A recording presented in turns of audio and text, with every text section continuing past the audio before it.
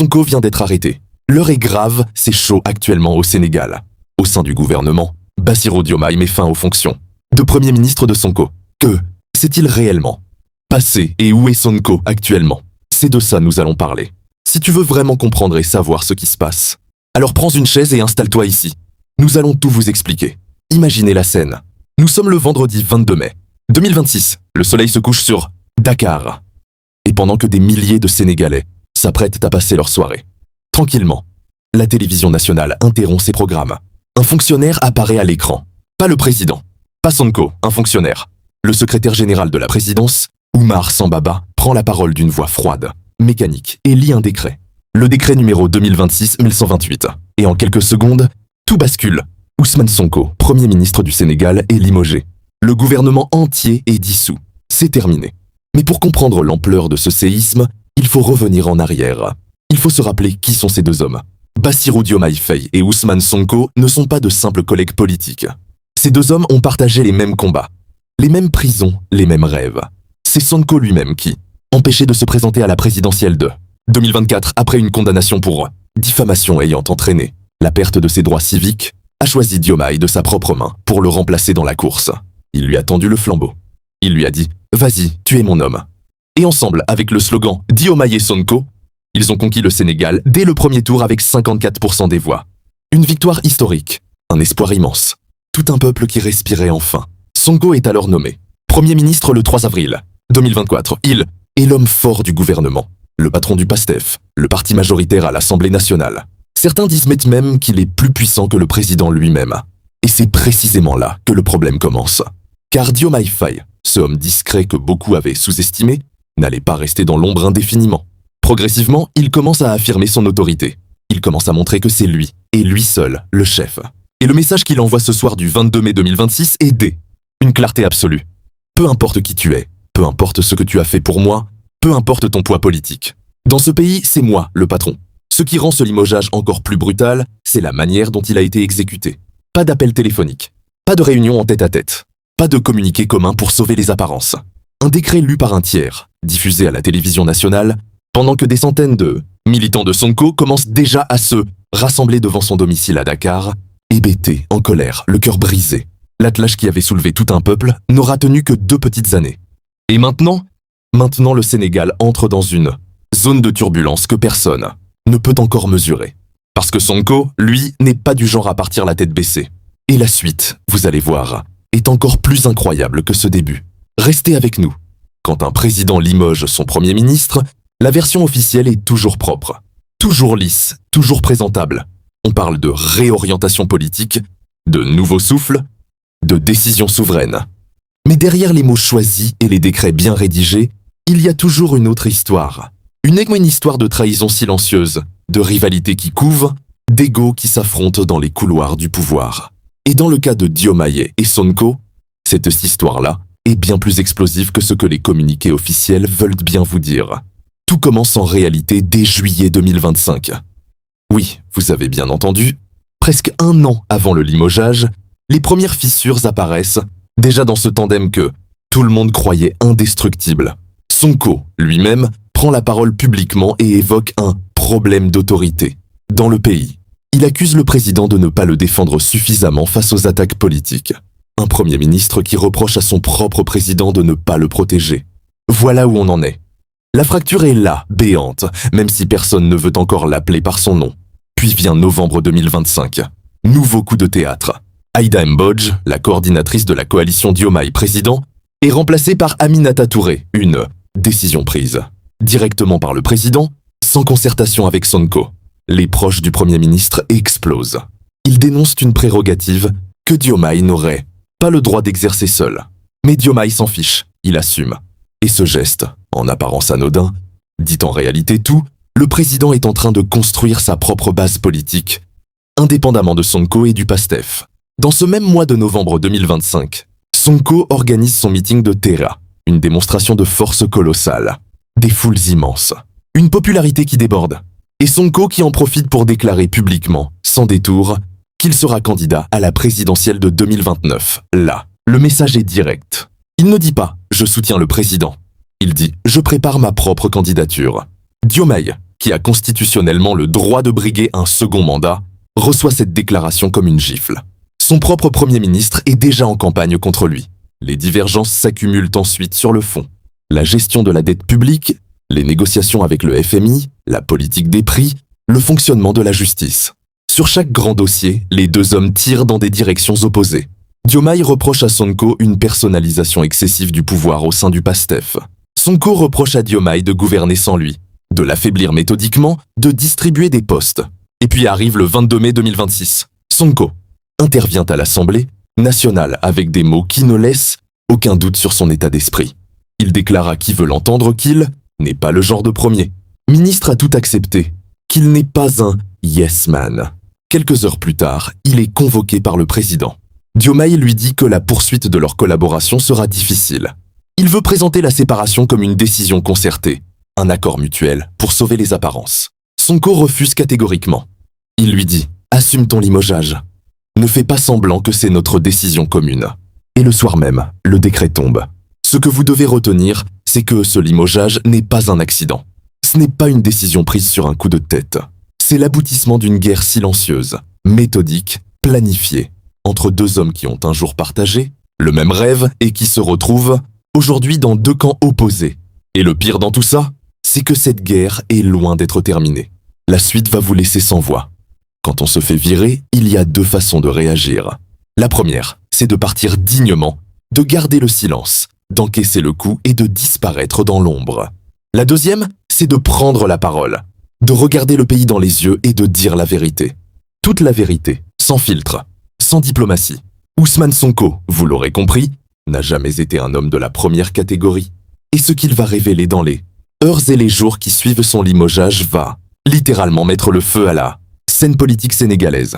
Sonko sort du silence et il raconte.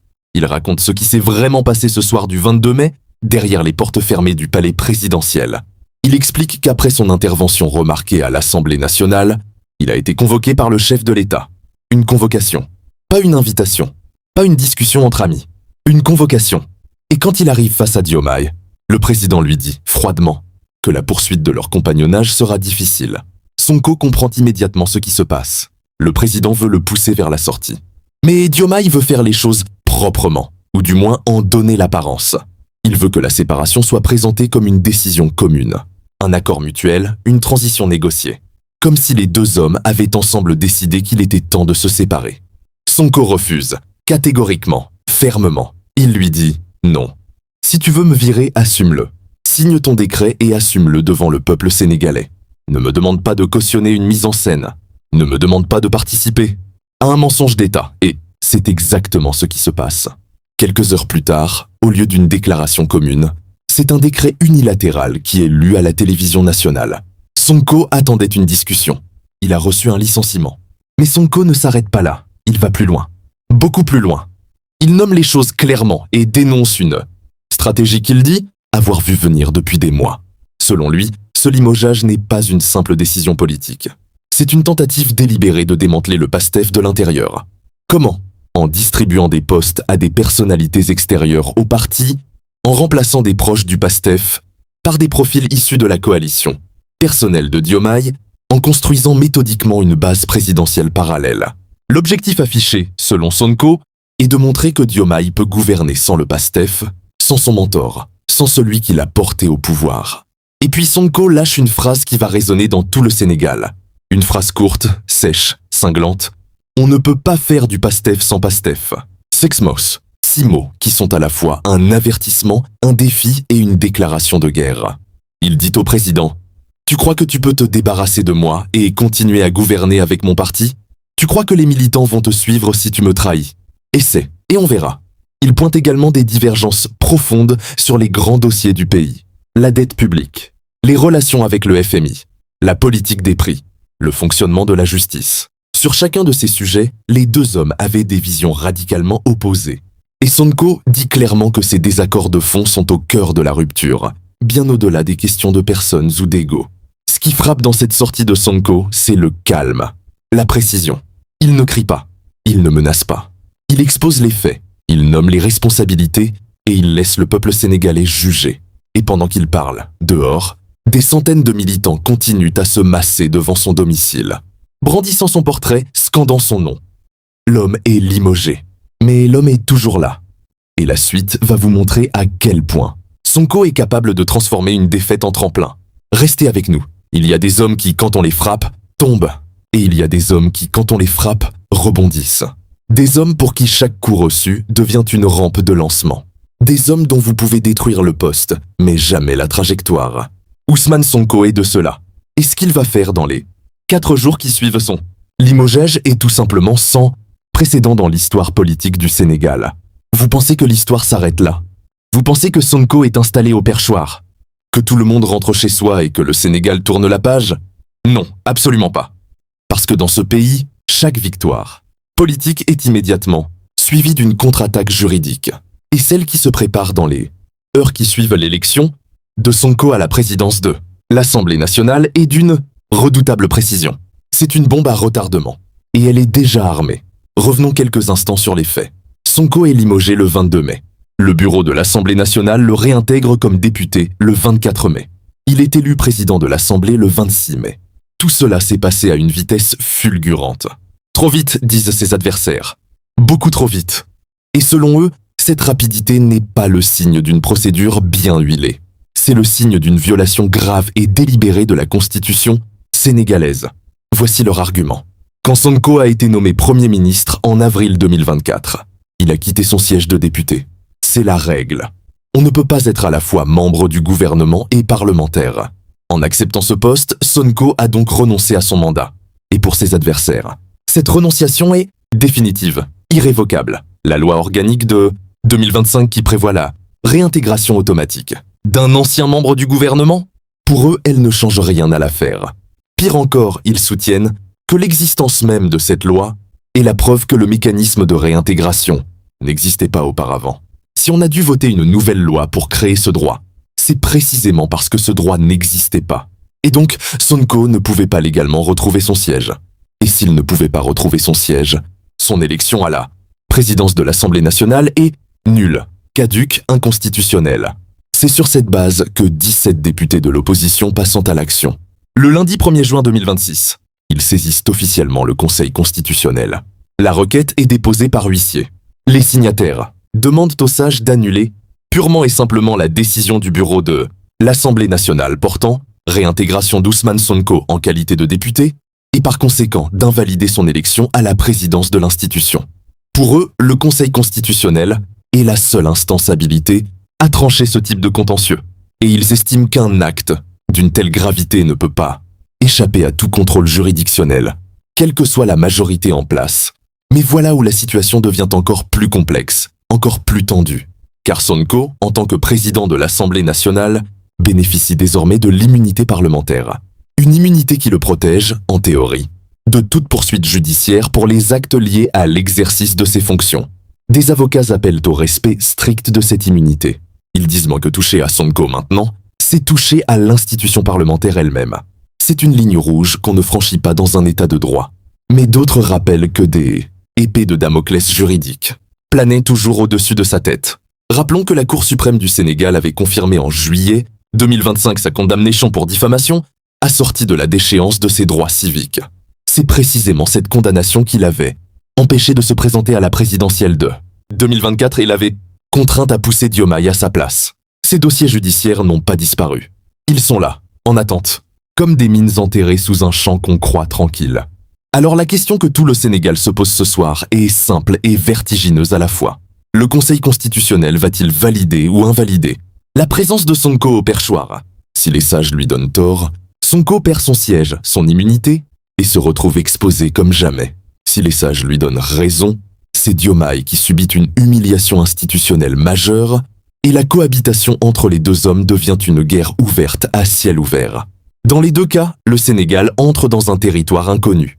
Et personne, absolument personne, ne peut vous dire ce soir comment tout cela va se terminer. Restez avec nous dans l'histoire politique africaine des moments charnières. Des moments où un pays tout entier retient son souffle. Des moments où les institutions vacillent, où les certitudes s'effondrent, où personne ne sait vraiment ce qui va se passer demain matin.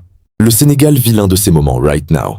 Et pendant que cette guerre de pouvoir se déroule au sommet de l'État, En bas, dans les quartiers de Dakar, dans les marchés de Ziguinchor, dans les familles sénégalaises, les gens regardent et s'inquiètent. Parce que derrière les batailles d'ego et les manœuvres institutionnelles, il y a une réalité économique brutale qui n'attend pas.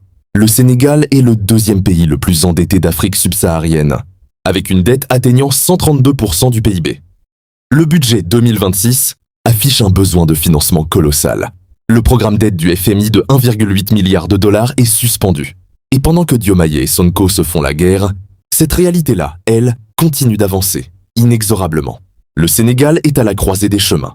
Et le prochain thème va vous révéler où se trouve Sonko aujourd'hui, ce qu'il attend concrètement, et pourquoi la situation est encore plus dangereuse qu'elle n'y paraît.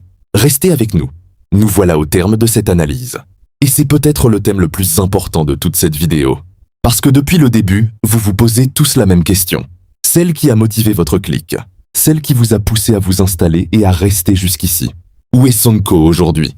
Qu'est-ce qu'il attend concrètement? Est-il en sécurité? Est-il libre? Est-il intouchable? Ou bien est-il en train de marcher sur un fil au-dessus d'un précipice, avec le vide de chaque côté? La réponse est à la fois fascinante et terriblement inquiétante. Aujourd'hui, au moment où vous regardez cette vidéo, Ousmane Sonko occupe le perchoir de l'Assemblée nationale du Sénégal. Il est officiellement le président de la deuxième institution du pays. Il préside les séances parlementaires. Il reçoit les délégations. Il s'exprime au nom du pouvoir législatif. En termes de protocole, il est le deuxième personnage de l'État sénégalais, juste derrière Bassirou Diomaye Faye. Sur le papier, il n'a jamais été aussi haut. Sur le papier, il est puissant, protégé, intouchable. Mais justement, sur le papier. Parce que la réalité est infiniment plus complexe et infiniment plus dangereuse que ce que les titres et les protocoles laissent croire. Et voici pourquoi. Premier point, l'immunité parlementaire. En tant que président de l'Assemblée nationale, Sonko bénéficie d'une immunité qui le protège des poursuites judiciaires pour les actes liés à l'exercice de ses fonctions. Des avocats ont appelé publiquement au respect strict de cette immunité, rappelant que s'attaquer à Sonko dans ces conditions, c'est s'attaquer à l'institution parlementaire elle-même. Mais cette immunité a des limites. Elle ne couvre pas les actes commis en dehors de ses fonctions. Elle ne fait pas disparaître les dossiers judiciaires existants. Elle est un bouclier, pas une armure totale. Et des dossiers judiciaires, Sonko en a.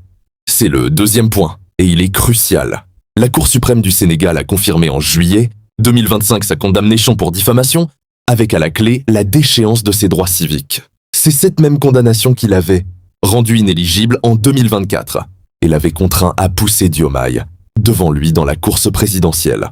Ce dossier n'a pas disparu. Il est là, dormant, comme une bombe à retardement. Et si demain le Conseil constitutionnel invalide sa réintégration comme député, si demain il perd son siège et son immunité, ces dossiers se réveillent instantanément. Et Sonko se retrouve exposé, vulnérable, sans protection institutionnelle d'aucune sorte. Troisième point, et c'est peut-être le plus vertigineux. Le Conseil constitutionnel est saisi. 17 députés de l'opposition ont déposé une requête officielle pour annuler sa réintégration et invalider son élection à la présidence de l'Assemblée.